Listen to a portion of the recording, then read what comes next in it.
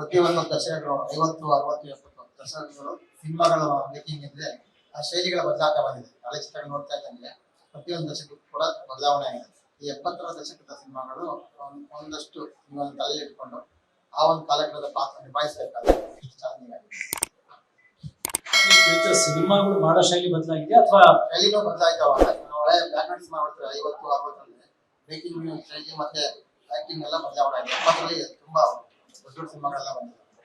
ಆ ಒಂದು ದಶಕದ ಪಾತ್ರವನ್ನ ತಲೆ ಇಟ್ಕೊಂಡು ಆಕ್ಟ್ ಮಾಡ್ಬೇಕಾದ್ರೆ ನಿಮ್ಮ ಎಫರ್ಟ್ ಎಲ್ಲ ಹೇಗಿತ್ತು? ಮಂಜು ಸರ್ ಹೇಳ್ದ ಹಾಗೆ ಇದು ಪ್ರೀತಿ ಬದಲಾಗಿದೆ, ವ್ಯಕ್ತಪಡಿಸೋ ರೀತಿ ಬದಲಾಗಿದೆ, ಸಿನಿಮಾ ಟೆಕ್ನಾಲಜಿ ಬದಲಾಗಿದೆ.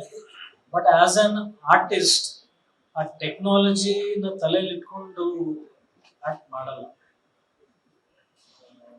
ಟೆಕ್ನಿಕಲ್ ಪಾರ್ಟ್ ಏನೇ ಇದ್ರು ಅವ್ರ ಜವಾಬ್ದಾರಿ ಆಗಿರುತ್ತೆ. ಅಂದ್ರೆ ಒಂದು ಟೆಕ್ನಿಕಲ್ ಐಡಿಯಾ ಇರುತ್ತೆ ಅಷ್ಟೇ. ಅಂದ್ರೆ ಎಷ್ಟು ಕ್ರಿಸ್ಪ್ ಆಗಿ ಈ ವಿಚಾರನ ಹೇಳ್ತಾ ಇದ್ದಾರೆ ಅಥವಾ ಲೈಟಿಂಗ್ ಪ್ಯಾಟರ್ನ್ಸ್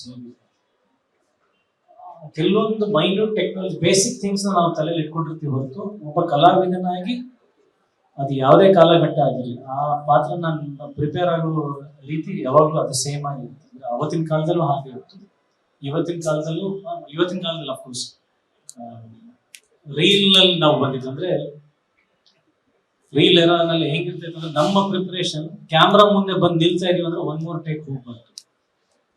ಅದು ಆ ಶಿಸ್ತು ಹಂಗೆ ಬಂದ್ಬಿಟ್ಟಿದೆ. ಇವತ್ತಿನ ಅಫ್ಕೋರ್ಸ್ ನೀವು ಹೇಳ್ದಂಗೆ ಅದು ಒಂಚೂರು ಚೇಂಜಸ್ ನೋಡ್ತೀನಿ ನಾನು ಈಗಿನ ಕಲಾವಿದರಲ್ಲಿ.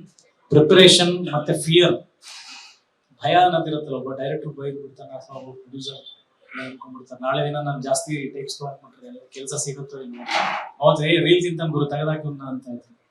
ಸೊ ನಮಗೆ ಆ ಫಿಯರ್ ಅದು ಹಂಗೆ ಬಂದ್ಬಿಟ್ಟಿದೆ. ಆ ಪ್ರಿಪರೇಷನ್ ಅದು ಅಳವಡಿಸ್ಬಿಟ್ಟಿದೆ, ಬೈ ನೇಚರ್ ಆಗ್ಬಿಟ್ಟಿದೆ. ಶಿಸ್ತುಬದ್ಧವಾಗಿ ಪ್ರಿಪೇರ್ ಆಗಿ ಆ ಡೈಲಾಗ್ಸ್ ಕರೆಕ್ಟಾಗಿ ತಿಳ್ಕೊಂಡು ಆ ಟೋನ್ ಆಫ್ ಡೈಲಾಗ್ಸ್ ಒಂದೊಂದು ವರ್ಡ್ ಮೇಲೆ ಎಷ್ಟು ಪ್ರೆಷರ್ ಹಾಕ್ತಿದೀವಿ ಅದನ್ನ ನಾವು ತಿಳ್ಕೊಳ್ಳದೆ ಪ್ರಾಕ್ಟೀಸ್ ಮಾಡಿದ್ರೆ ಕ್ಯಾಮ್ರಾ ಮುಂದೆ ಬರಲ್ಲ.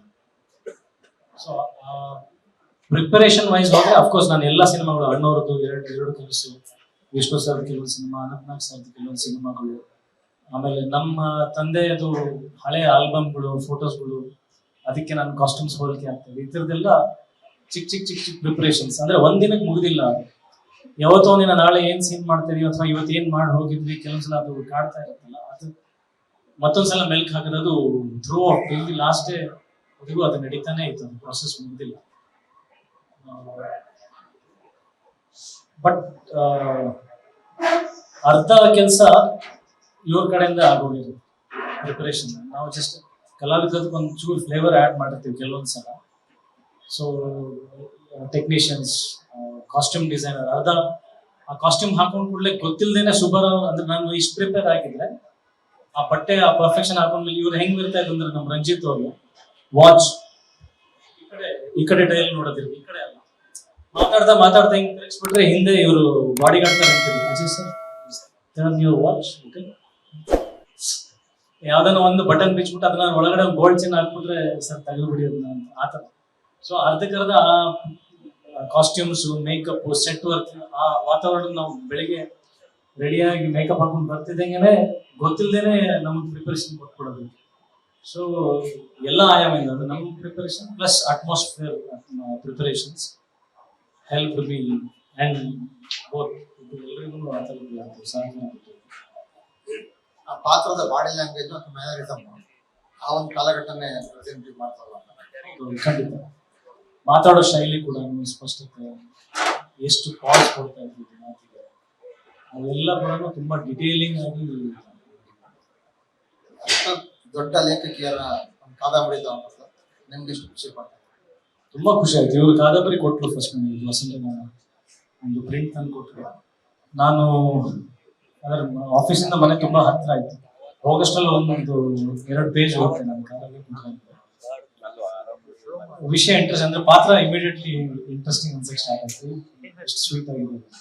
ಬಟ್ ನಾನು ಓದಿ ಡಿಸೈಡ್ ಮಾಡೋದ್ರಿಂದ ನಮ್ಮ ತಾಯಿ ಕೊಟ್ಟರು, ಅಮ್ಮ ಇದು ಓದು ಅಂತ. ಯಾಕೆ ಏನಂತ ಎಲ್ಲ ಓದ್ಬಿಟ್ಟು ಹೇಳಲ್ಲ ಅಂತ. ಅವ್ರು ರಾತ್ರಿ ಎಲ್ಲ ಕುತ್ಕೊಂಡು ಪಾಪ ಓದ್ಬಿಟ್ಟು ಬೆಳಿಗ್ಗೆ ಹೇಳಿದ್ರು ಯಾಕೆ ಏನು ಅಂತಿಲ್ಲ, ಸಿನಿಮಾ ಮಾಡ್ಬೇಕಂತಿದ್ದಾರೆ ಯಾರೋ ಹೋಗಿ. ಕಥೆ ಚೆನ್ನಾಗಿದೆ, ಪಾತ್ರ ಚೆನ್ನಾಗಿದೆ, ಸಿನಿಮಾ ಹೆಂಗಾಗುತ್ತೆ ಅಂತ ಹೇಳಿ ಕಾರಣ ನೋಡುವಂಥದ್ದು ನಾನು ಮತ್ತೆ ಅದನ್ನ ಓದಿದೆ. ನನಗೂ ಇಷ್ಟ ಆಗುತ್ತೆ. ಆಮೇಲೆ ಮಂಜು ಸರಿಗೆ ಮತ್ತೆ ಲೋಹಿತ್ ಸರ್, ನಾರಾಯಣ್ ಸರ್. ಇದು ನಿಮಗೆ ಯಾಕೆಂದ್ರೆ ಆ ಥರ ಕಾಲಘಟ್ಟ ಸಿನಿಮಾ ಮಾಡ್ಬೇಕಾದ್ರೆ ಯಾವ ನಿರ್ದೇಶಕ ನಿಮ್ಮ ತಲೆಯಲ್ಲಿ ಇದ್ರು ಅವ್ರು, ಯಾಕಂದ್ರೆ ಆ ಒಂದು ಕಾಲಘಟ್ಟ ಕೊಡೋದು ಯಾವ್ದೋ ಸಿನಿಮಾ ನೆನಪಾಗುತ್ತೆ, ಯಾವ ಶಾರ್ಟ್ ಇಟ್ಟಾರೆ, ಯಾವ ಮೇಕಿಂಗ್ ಮಾಡ್ಬೇಕಾದ್ರೆ ಆ ಥರ ಒಂದು ತಲೆ ಕಾಟಿದ್ದು ಯಾವುದು? ಸರ್ ಆಕ್ಚುಲಿ ನಿಜವಾಗಿ ಹೇಳ್ಬೇಕಂದ್ರೆ ಆ ಡೈರೆಕ್ಟರ್ಸ್ ನಾವು ಟಚ್ ಮಾಡಕ್ಕಾಗಲ್ಲ ಸರ್. ಅವರು ಸತ್ಯವಾಗಿ ಹೇಳ್ಬೇಕಂತಂದ್ರೆ ಇನ್ನು ಆರ್ಟಿಸ್ಟ್ ಗಳನ್ನ ಇವ್ರನ್ನ ನೋಡಿ ಮಾಡ್ಬೋದು ಅನ್ನೋ ಬಗ್ಗೆ ಯೋಚನೆ ಮಾಡ್ತೀನಿ ಸರ್. ಅವತ್ತಿನ ಡೈರೆಕ್ಟರ್ಸ್ ಬಗ್ಗೆ ಅಥವಾ ಅವ್ರನ್ನ ಕಂಪೇರ್ ಮಾಡ್ಕೊತೀನಿ ಅಥವಾ ಅವ್ರನ್ನ ಎಕ್ಸ್ಪೈರ್ ಮಾಡ್ಕೊಂಡು ಹೇಳ್ಕೊಳ್ಳೋಕೆ ಒಂದು ಕಮ್ಮಿ ಭಯ ಇದೆ. ಯಾಕಂದ್ರೆ ಯಾವ್ದೋ ಒಂದ್ ಹೆಸರು ತಗೊಂಡೆ ಅಂತ ಅಂದ್ರೆ ನಾನು ಅಟ್ಲೀಸ್ಟ್ ಒಂದ್ ಸಾಧಿಸ್ಬೇಕಾದ್ರೂ ಅವ್ರ ಹತ್ರ ರೀಚ್ ಆಗಿರ್ಬೇಕು. ಆಕ್ಚುಲಿ ಅಷ್ಟು ಯೋಗ್ಯತೆ ನಮ್ಗಿಲ್ಲ. ಒಂದು ನಾವು ಆರ್ಟಿಸ್ಟ್ ಗಳನ್ನ ಅಬ್ಸರ್ವ್ ಮಾಡಿದ್ವಿ, ನನ್ನ ಅಜಯ್ ಸರ್ ಮತ್ತೆ ವಿಶಾ ಅವರು ಎಲ್ಲರಿಗೂ ಒಂದಷ್ಟು ಪ್ರಿಪರೇಷನ್ಸ್ ಕೊಟ್ವಿ. ಅದ್ರ ಮೇಲೆ ಆ ಬೇಸ್ ಮೇಲೆ ಅದೇ ಹೇಳಿದಂಗೆ ಇವತ್ತು ಟೆಕ್ನಾಲಜಿ ತರಬೇಕಿತ್ತು ಆಕ್ಚುಲಿ ಸಿನಿಮಾನ, ಇವತ್ತು ಪ್ರೇಕ್ಷಕರಿಗೆ ಮುಟ್ಟಿಸ್ಬೇಕಿತ್ತು ಈ ಸಿನಿಮಾನ, ಜೊತೆಗೆ ಅವತ್ತೊಂದು ಎಸೆನ್ಸ್ ಇರ್ಬೇಕಿತ್ತು. ಸೊ ಇದು ಹೆಂಗೆ ಅಂದ್ರೆ ದೇಹ ಇವತ್ತೊಂದು, ಹೃದಯ ಅವತ್ತು. ಸೊ 100% ಇಂಥ ನಿರ್ದೇಶಕನ್ನ ಮೈಂಡ್ ಅಲ್ಲಿ ಇಟ್ಕೊಂಡು ಕೆಲಸ ಮಾಡಿದೆ ಅಂತ ಹೇಳ್ಕೊಡೋಷ್ಟು ಯೋಗ್ಯತೆಯೂ ಇಲ್ಲ, ಅಷ್ಟು ಧೈರ್ಯನೂ ಇಲ್ಲ. ಲೇಟೆಸ್ಟ್ ಹಾಗೂ ಇಂಟ್ರೆಸ್ಟಿಂಗ್ ಸುದ್ದಿಗಳಿಗಾಗಿ ಬಾಸ್ ಟಿವಿ ಕನ್ನಡ ಚಾನೆಲ್ನ ಸಬ್ಸ್ಕ್ರೈಬ್ ಮಾಡಿ, ಹಾಗೆಯೇ ಬೆಲ್ ಐಕಾನ್ ಪ್ರೆಸ್ ಮಾಡಿ. ಇದರ ಜೊತೆಗೆ ಫೇಸ್ಬುಕ್, ಇನ್ಸ್ಟಾಗ್ರಾಮ್, ಎಕ್ಸ್ ನಲ್ಲೂ ಮಿಸ್ ಮಾಡದೆ ಫಾಲೋ ಮಾಡಿ.